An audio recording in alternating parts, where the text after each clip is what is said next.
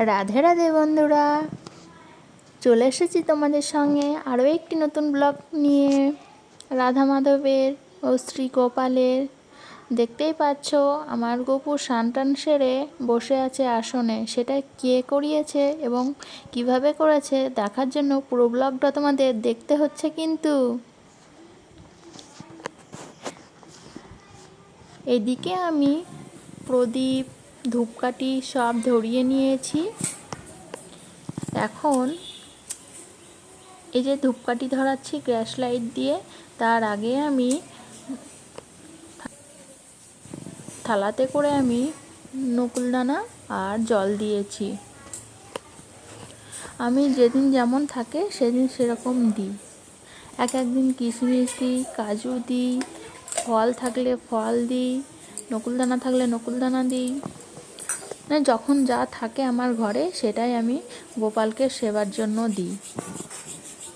এখন চন্দন পাতাতে আমি চন্দন ঘষে নিচ্ছি।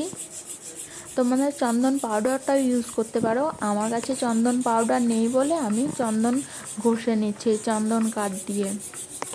চন্দন ঘষা হয়ে গেছে।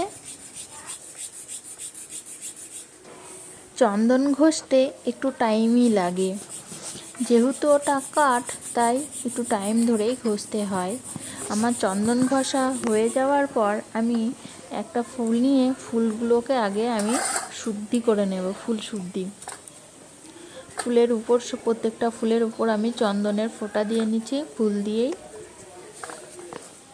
প্রত্যেকটা ফুলগুলোকে আমি দিয়ে নিচ্ছি। তারপর অনেকগুলো তুলসী পাতা নিয়ে রাধা মাধব, গোপালের, জগন্নাথ বলরামের চরণে দেওয়ার জন্য আমি তুলসী পাতাগুলোকে চন্দন মাখিয়ে রাখছি। চন্দন খুব কৃষ্ণের প্রিয়, তাই চন্দন দিয়ে তুলসী পাতাগুলোকে আমি লাগিয়ে রাখছি। সব রেডি করে রাখছি। এখন আমি পুজো করব, গোপালকে স্নান করাবো।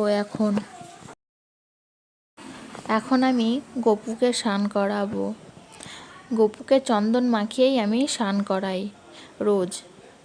এই যে আমার গোপুকে নিয়ে এসেছি, সুন্দর করে চন্দন দিয়ে হালকা হাতে আমি মালিশ করে দেব। মালিশ করা হয়ে গেলে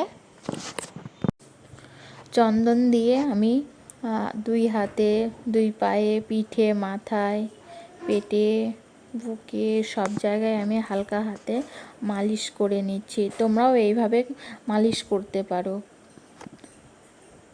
গোপালের খুব প্রিয় হচ্ছে চন্দন। আর মালিশ করলে গোপাল খুব আরাম বোধ করে। যেমন ছোট বাচ্চাকে আমরা তেল মাখিয়ে স্নান করাই, সেরকম ধরনের গোপালও খুব মালিশ করলে আরাম বোধ করে। এখন আমি স্নান করাবার জন্য থালাতে একটা তুলসী পাতা দিয়ে নিয়েছি, মাথায় একটা ফুল দিয়ে নিয়েছি। ফুল দেওয়ার পর আমি এখন স্নান করাবো। কিছুটা ফুল আমি থালাতেও দিয়ে নিয়েছি। এখন গায়ে আগে প্রথমে হাতে দিই, তারপরে মাথায়, গায়ে, পায়ে সব জায়গায় জল দিয়ে আমি আস্তে আস্তে স্নান করিয়ে নিই।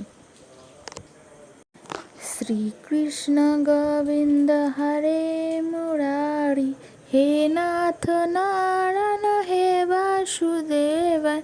শ্রীকৃষ্ণ গোবিন্দ হরে মুরারি, হে নাথ নারায়ণ হে বাসুদেবায়। গোপুর স্নান করা কমপ্লিট হয়ে গেছে। এখন আমি ওকে উঠিয়ে গা মুছিয়ে নেব।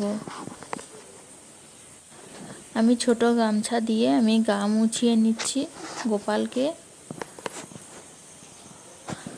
গোপাল তো ছোট, তাই আমি ওকে খুব আস্তে আস্তে গা মোছাই। কোনো কাজ করতে গেলে আমি ওকে আস্তে আস্তেই করি। ছোট বাচ্চাদের মতোই আমি ওকে আস্তে আস্তে করি। গা মোছাই, মালিশ করার সময় আস্তে আস্তে, জামা পরাবার সময়ও আস্তে আস্তে। গোপালের গা মোছানো হয়ে গেছে। এখন আমি গোপালকে জামা পরাবো।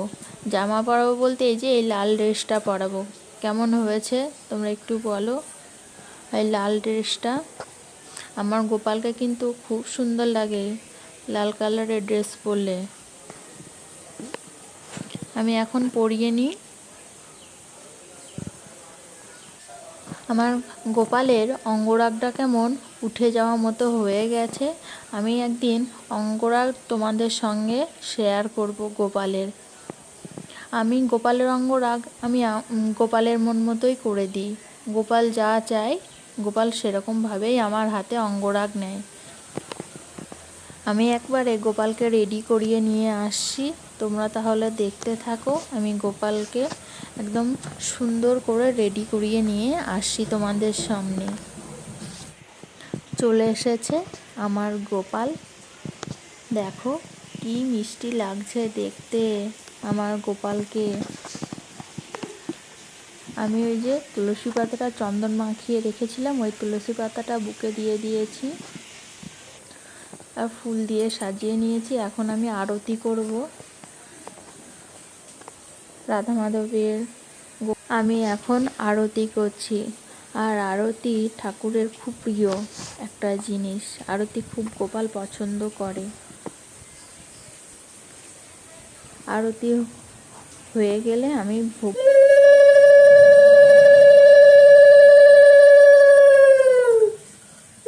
নিজে হাতে খাইয়ে দিলে না দেখবে একটা খুব শান্তি লাগে মনের মধ্যে।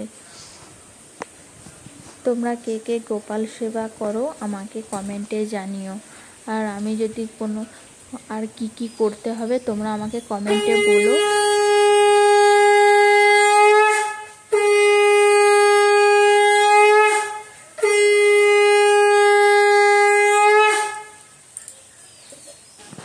আমার শঙ্খ বাজানো হয়ে গেছে, এখন আমি ভোগ নিবেদন করে দিচ্ছি। এই যে আমি এখন নিজে হাতে গোপালকে ভোগ খাইয়ে দিই, দেখো দেখতেই পাচ্ছ আমি ভোগ দিয়ে দিয়েছি গোপালকে। গোপালকে আমি নিজে হাতে খাওয়াবো এখন।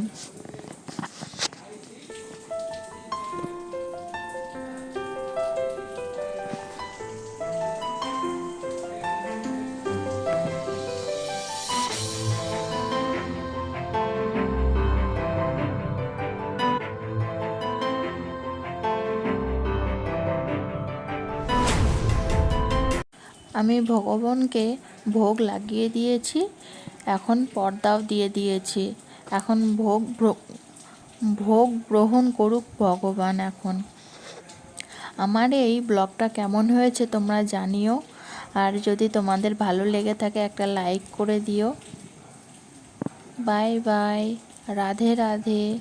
আবার নতুন একটা ব্লগের সঙ্গে তোমাদের দেখা হচ্ছে।